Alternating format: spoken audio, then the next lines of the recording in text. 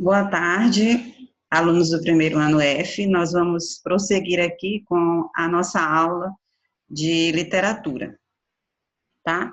Nós estudamos nas últimas aulas sobre, tratando da questão da história da literatura, né? De quanto o contexto social influencia nas obras literárias.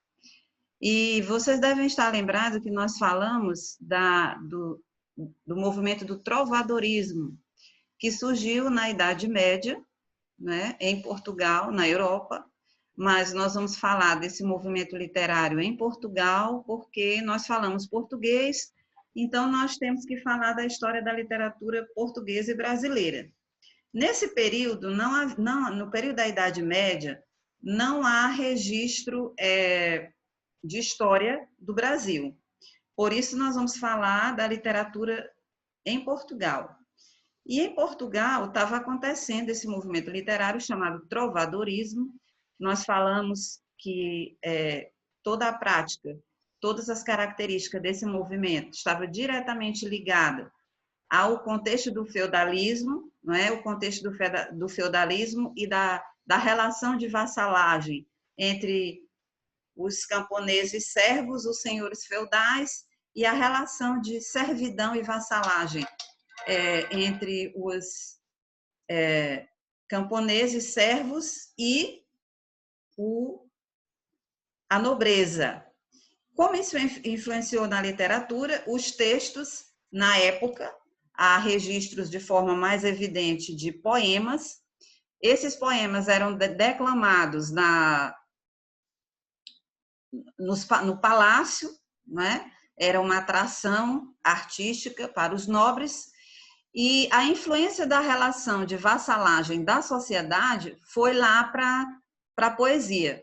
E por que era trovadorismo? Porque os poetas expressavam suas poesias usando um instrumento semelhante a um violão, que era chamado de trova. Daí, trovadorismo. As cantigas, aí havia dois tipos de cantigas, as cantigas de amor e as cantigas de amigo, os poemas. As cantigas de amor nós vamos ver daqui a pouco, tá bom?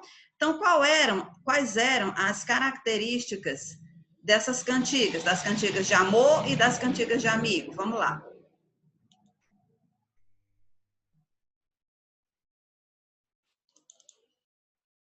Ó, as cantigas de amigo e as cantigas de amor.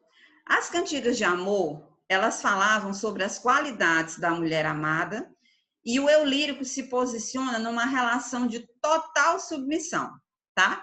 As cantigas de amor eram assim. O eu lírico se posicionava assim, com total submissão à sua amada. E a mulher, para esse eu lírico, era quase como um deus.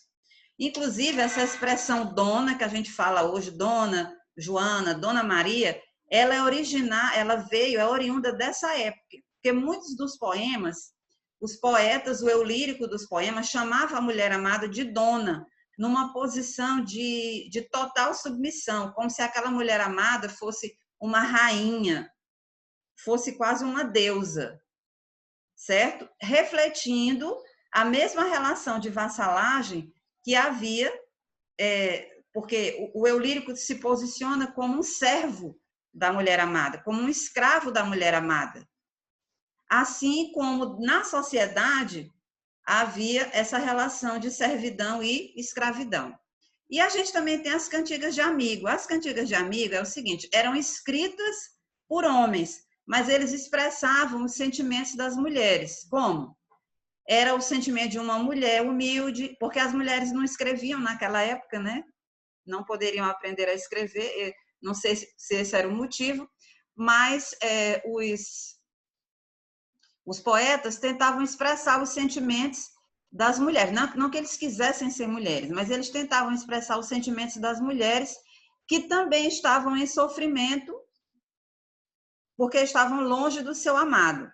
Mas tinha uma peculiaridade nas cantigas de amigo. Esse eu lírico sempre estava conversando com um ser da natureza, porque naquela época a população morava somente na região rural. Então, era um eu lírico feminino que canta as suas dores, as suas dúvidas. Vocês sabem a diferença entre o eu lírico e o autor, né?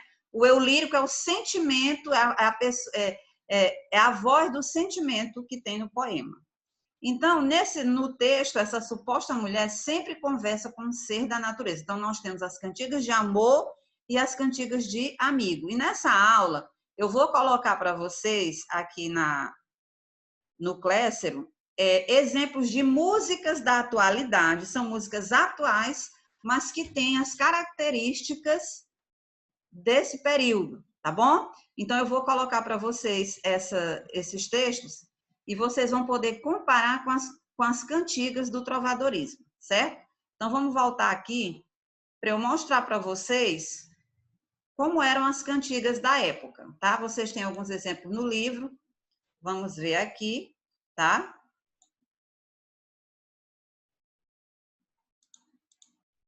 Ó, aqui a gente tem uma cantiga de amigo, tá? Diz assim: ondas do mar de Vigo, acaso viste o meu amigo? Queira Deus que ele venha cedo. Ondas do mar agitado, acaso viste o meu amado?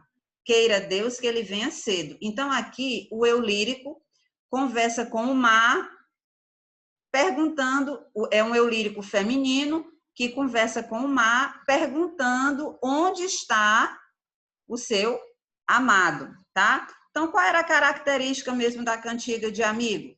Relação amorosa entre camponeses. O tema central é a saudade. O eu lírico é sempre feminino. Expõe a visão feminina do amor. O amor é real e possível, amor natural e espontâneo. Mas o sentimento é um sentimento, vamos voltar aqui, ó. Aí ela diz: ai flores do verde ramo, se sabeste novas do meu amado. Essa ai Deus o é uma expressão do português da época, que é um português antigo, tá? Então, qual era a característica básica das cantigas de amigo?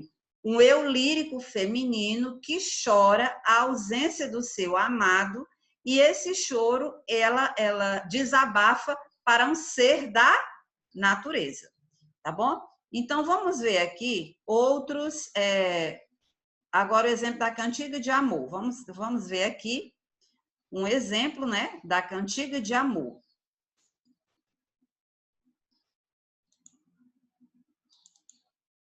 Olha, aqui eu tenho uma cantiga de amor, ó, pessoal. Senhora minha, desde que vos vi, lutei para ocultar esta paixão, que me tomou inteiro o coração, mas não o posso mais decidir, que saibam todos o meu grande amor, a tristeza que tenho, a imensa dor que sofro desde o dia em que vos vi. Então, a gente tem aqui, ó, pessoal, qual é a característica da cantiga de amor? Um eu lírico masculino que vê a mulher amada como se fosse uma deusa, uma rainha, em que ele tem uma submissão total e uma relação de servidão com ela, tá? Então, aqui, quando você observa, ó, Senhora minha, desde que vos vi, lutei para ocultar esta paixão que me tomou inteiro o coração, mas não posso mais e decidi que saibam todos o meu grande amor, a tristeza que tenho, a imensa dor que sofro desde os dias em que vos vi. E também é como é que eu vou dizer para vocês aqui? É um amor não correspondido, tá? Então, essas são as duas cantigas que a gente está vendo primeiro, cantigas de amor e cantigas de amigo. E tem um outro vídeo aqui na aula sobre outros tipos de cantiga que a gente também vai estudar, tá bom?